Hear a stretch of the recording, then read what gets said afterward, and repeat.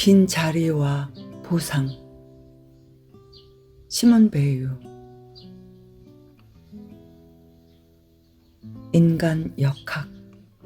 고통받는 사람은 누구나 다른 사람을 괴롭히거나 혹은 동정심을 유발해서 자신의 고통을 알리려고 애쓴다.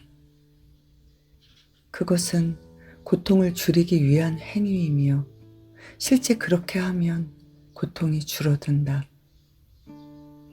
제일 낮은 곳에 있기 때문에 아무도 불쌍히 여겨주지 않는 경우, 어느 누구도 괴롭힐 힘이 없는 경우, 아이가 없다든가 사랑해주는 사람이 없을 때, 고통은 내면에 그대로 남아 사람을 망쳐버린다.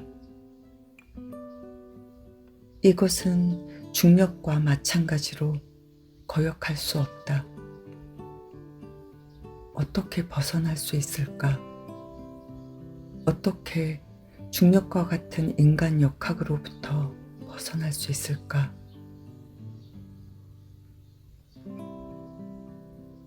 악을 자기 밖으로 퍼뜨리려는 성향. 나에겐 여전히 그런 성향이 있다. 내게 있어서 인간과 사물은 별로 존엄하지 않다. 내가 진흙탕이 된다 해도 아무것도 더럽히지 않을 수 있기를, 생각으로라도 아무것도 더럽히지 않을 수 있기를, 최악의 순간에 이른다 해도 나는 그리스의 조각 하나, 조토의 벽화 하나도 파괴하지 않으리라. 그렇다면 그 무엇을 파괴하겠는가? 예를 들면 무엇 때문에 한 인간의 삶에서 행복한 시간이 될 수 있을 한순간을 파괴하겠는가? 어떤 사람이 우리에게 해를 끼쳐 그로 인해 우리가 격화된 것이라면 그들을 용서할 수 없을 것이다. 우리를 격화시킨 게 아니라 실제의 위치를 드러내준 것이라고 생각해야 한다. 타인도 자기와 똑같이 고통받기를 바라는 욕망. 비참한 상태에 빠진 사람들이 같은 처지의 사람들에 대해 동료의식이 아니라 오히려 원한을 갖게 되는 것은 바로 이러한 욕망 때문이다. 이것은 사회의 안정이 유지되는 한 가지 요인이기도 하다. 고통을 자기 밖으로 퍼뜨리려는 성향. 너무도 약해서 타인의 동정심을 불러일으키지도 못하고 타인을 괴롭히지도 못하는 사람은 우주의 표상 자체에 어긋나는 것이다. 그렇게 되면 아름답고 선한 것이 모두 모욕이 된다. 타인에게 해를 끼치기. 그것은 타인으로부터 무엇인가를 얻는 것이다. 그것이 무엇인가? 해를 끼침으로써 물론 되돌려 주어야 하겠지만 우리는 무엇을 얻는가? 스스로를 키우고 넓힌다.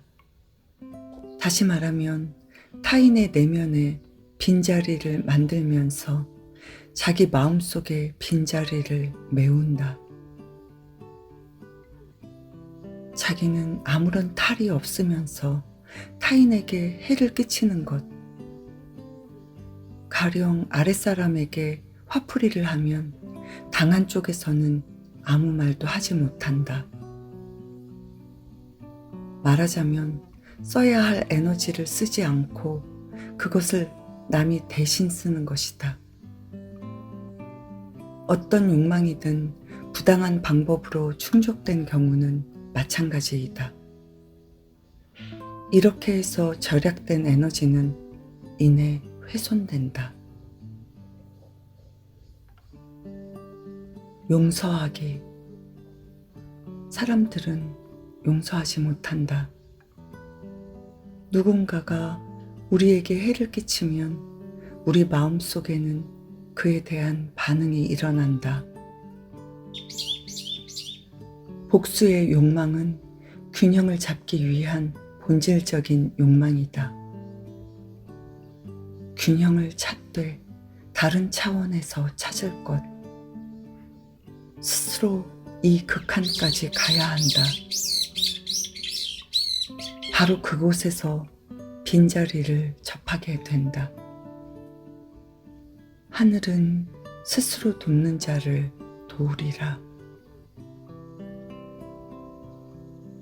두통. 때로 통증을 우주를 향해 던져버리면 조금 줄어든다. 하지만 그럼으로써 우주가 변질된다. 통증을 원래 자리로 되돌리면 두통은 더욱 심해지지만 나의 내부에는 고통받지 않는 어떤 것이 있어서 변질되지 않은 우주와의 접촉을 잃지 않는다. 정념에 대해서도 마찬가지로 행할 것. 즉, 정념들을 끌어내려 한 점으로 모으고 그냥 버려둘 것. 무엇보다도 모든 고통들을 이와 같이 다룰 것. 고통이 사물에 다가가지 못하게 할 것. 균형을 찾으려 하는 건 상상에 속하기에 나쁜 일이다.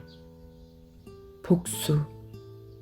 실제로 적을 죽이거나 괴롭힌다 하더라도 어떤 의미로는 그 역시 상상에 속한다.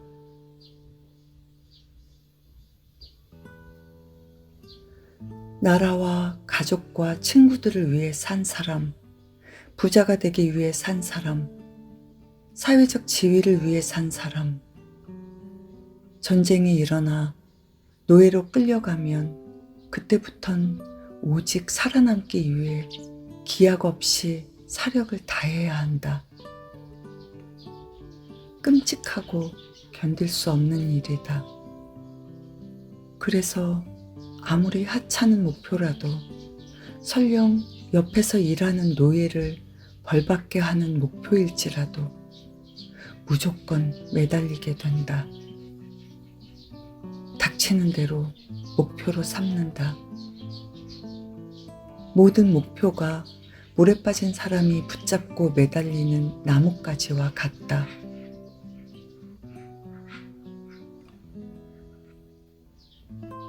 나라가 멸망한 후 노예로 끌려간 사람들은 과거도 미래도 모두 잃어버렸다. 그러면 무엇으로 마음을 채울 수 있었을까? 허위, 그리고 가장 비열하고 가련한 탐욕.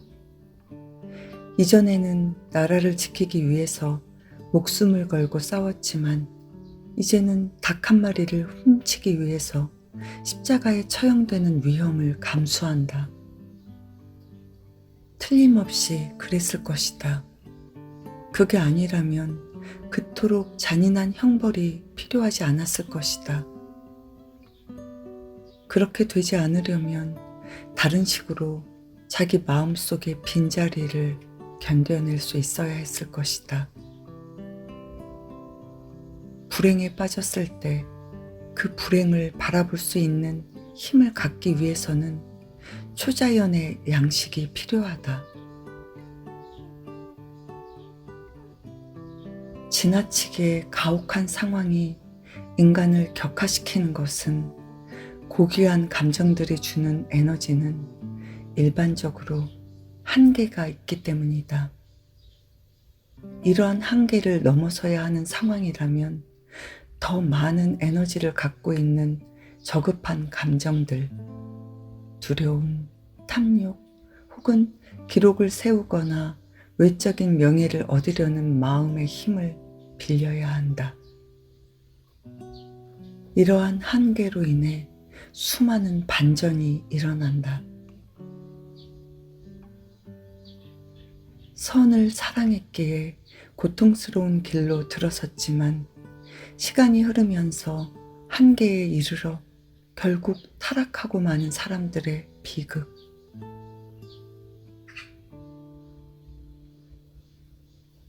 길 위의 돌. 욕망이 어느 강도를 넘어서면 아예 돌이 없는 것처럼 그대로 달려든다. 아니면 자기 자신이 존재하지 않는 것처럼 그대로 사라져버린다. 욕망이란 절대적인 것을 포함하고 있으며 일단 에너지가 다하여 욕망이 좌절되면 그 절대적인 것은 장애물 위로 자리를 옮긴다. 패배자, 억압받는 사람들의 마음 상태. 어느 것이든 한계가 존재하고 초자연의 도움 없이는 그 한계를 극복할 수 없다는 것을, 혹시 극복한다 해도 겨우 넘어선 것임을, 그러고 나면 그 대가로 무시무시한 타락을 겪게 된다는 것을 알아야 한다. 동기를 이루던 대상이 사라짐으로써 풀려나는 에너지는 언제나 더욱 낮은 곳으로 가려는 경향이 있다. 저급한 감정들, 시기, 원한은 타락한 에너지이다. 보상은 어떤 형태로 주어지든 에너지를 격하시킨다. 선행을 한 후에 혹은 예술작품을 만든 후에 느끼는 자기 만족은 고급의 에너지가 격화된 것이다. 그렇기 때문에 오른손은 왼손이 하는 일을 몰라야 한다.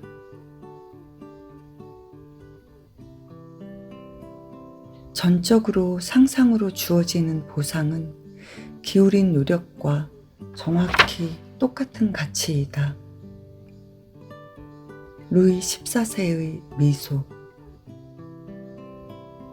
실제적인 보상이 실제적이기 때문에 넘치거나 모자라는 것과 반대로 상상적인 보상은 노력에 정확하게 일치한다. 따라서 상상의 이익만이 무한한 노력을 위한 에너지를 제공할 수 있다. 루이 14세는 실제로 미소를 지어야 한다. 만일 미소 짓지 않는다면 루이 14세는 그야말로 빈털터리였을 것이다. 왕이란 대부분의 경우 상상적인 보상만을 줄 수 있으며 그렇지 않으면 빚더미에 앉게 되리라. 종교도 어느 정도 마찬가지이다. 루이 14세의 미소를 얻지 못한 사람들은 자기들에게 미소 지어줄 신을 만들어낸다. 혹은 사람들은 자기 자신을 찬양한다. 자기들이 들인 노력에 대한 보상이 필요하기 때문이다. 중력을 피할 수 없는 것과 마찬가지로 이 역시 피할 수 없다.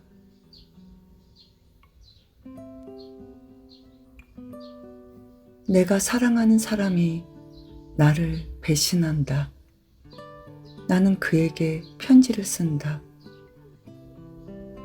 그가 나에게 답장으로 써보내는 것은 결국 내가 그의 이름으로 나 자신에게 말한 것과 같은 말이다.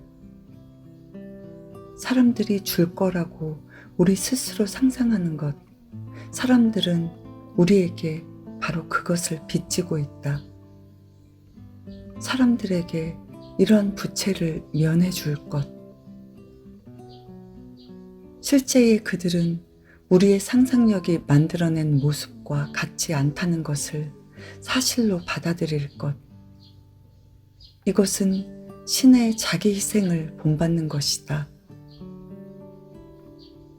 나 역시 스스로 상상하는 것과 다르다. 그것을 아는 것이 바로 용서이다.